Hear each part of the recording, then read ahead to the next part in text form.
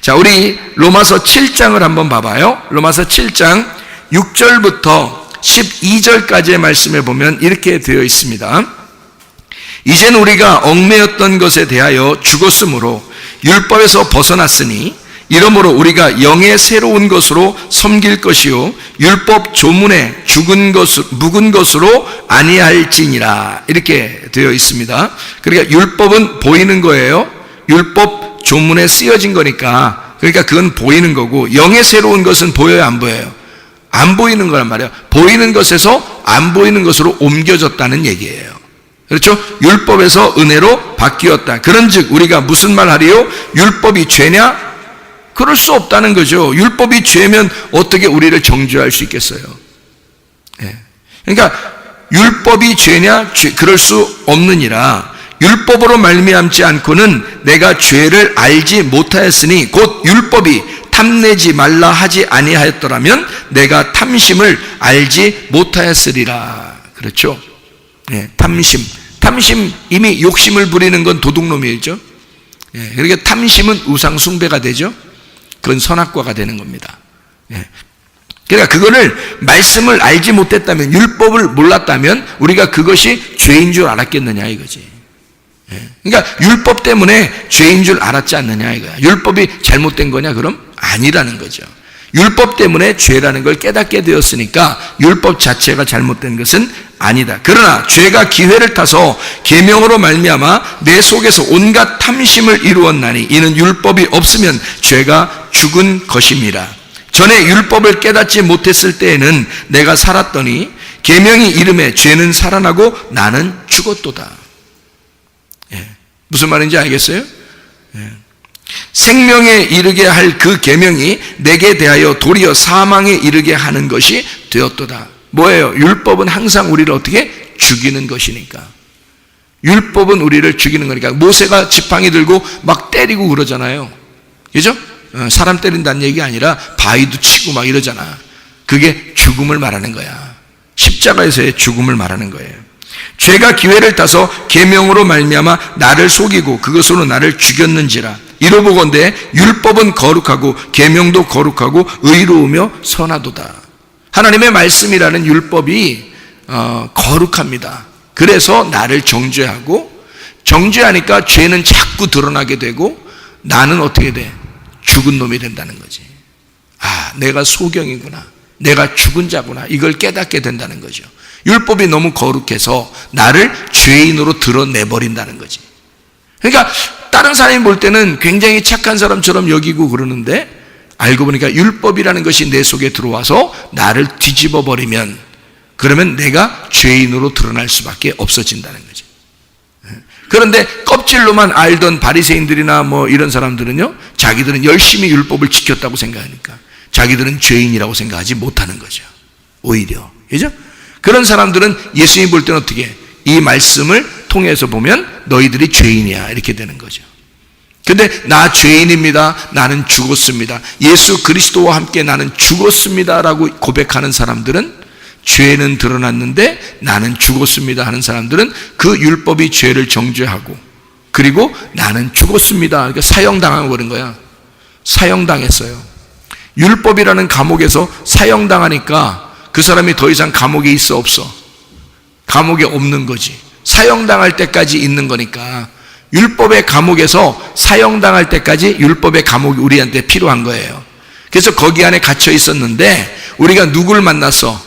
은혜라는 진리를 만났어. 예수님을 만났어. 예수님의 감옥에 들어가 보니까 저쪽 율법이 필요 없는 거예요. 보이는 율법이 보이는 나를 감옥에 가두었는데 내가 사형당했네. 거기서 죽었어요. 그러니까 더 이상 율법이 나한테 이 감옥이 필요해, 안 필요해? 안 필요하지. 이젠 누구한테 옮겨졌어? 감옥이 예수 그리스도라는 감옥으로 내가 그 감옥에 옮겨졌단 말이에요. 예수 그리스도라는 감옥에 내가 옮겨졌다고. 그게 진리의 감옥이라는 거예요.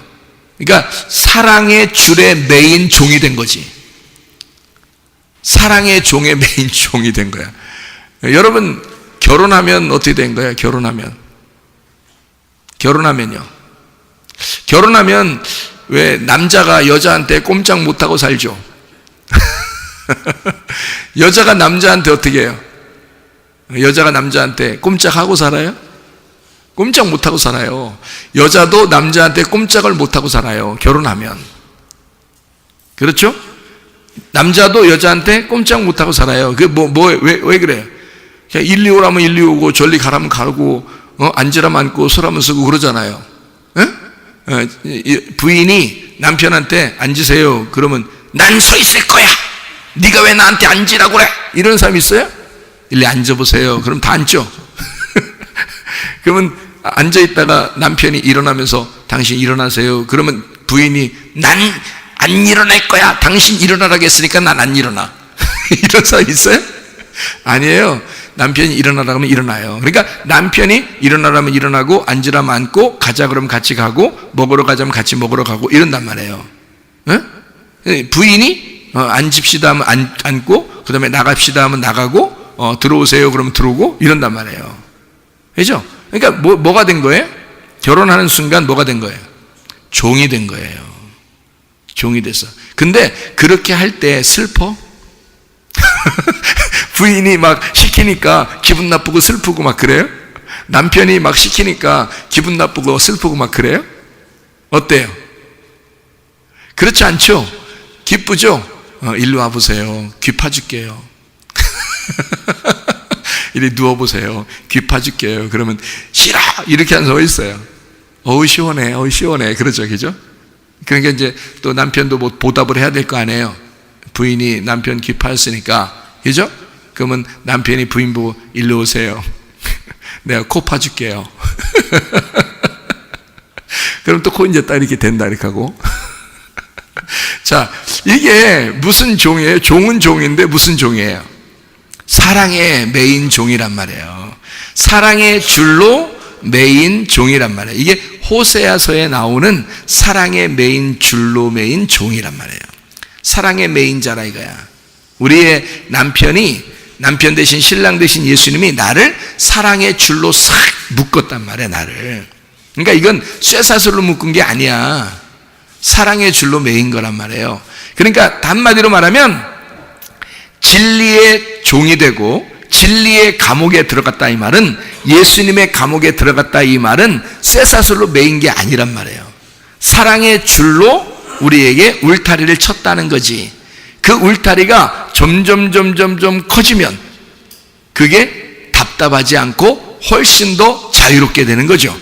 이 울타리가 점점 커지는 거야. 이런 감옥이, 예수님이라는 사랑의 감옥이 점점 커지는 거예요.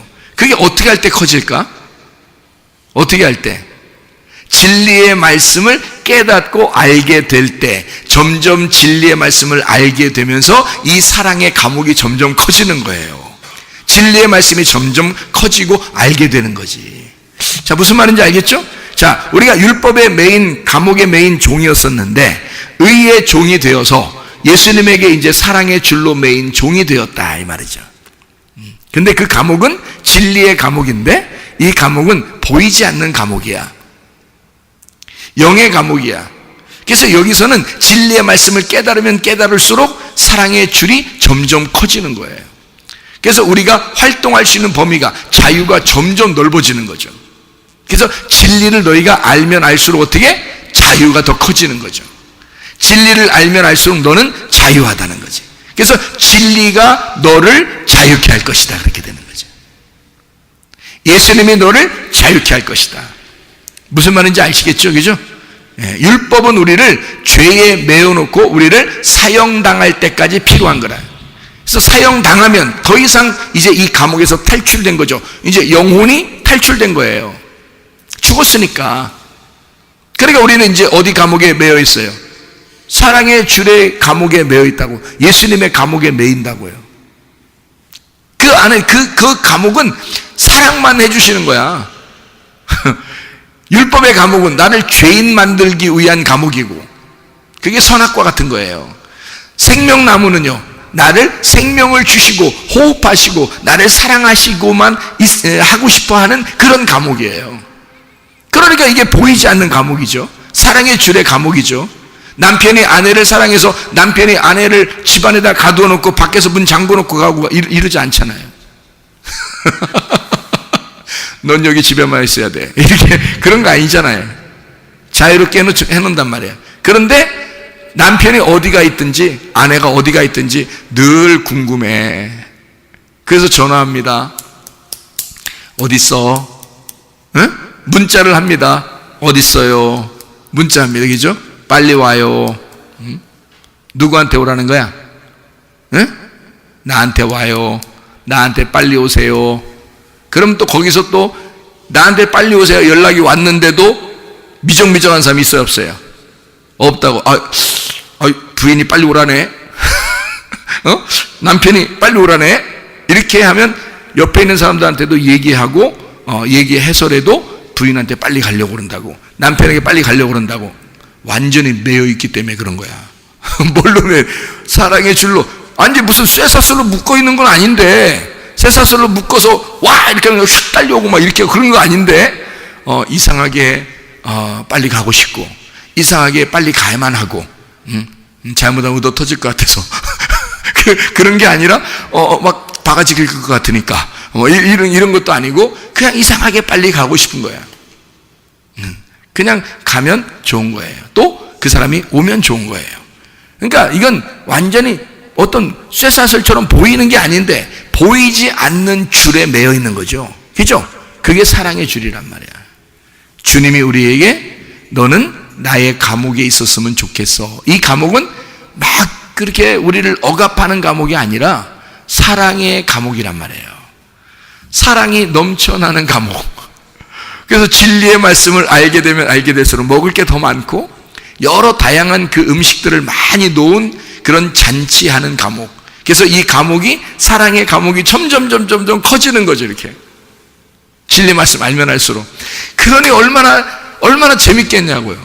그 말씀이라는 천국이 점점 넓어지니까 얼마나 행복하겠냐고요. 우리에게 그런 은혜를 주시려고 하신다는 거죠, 주님이. 그게 주님의 진짜 은혜의 말씀입니다. 이게요.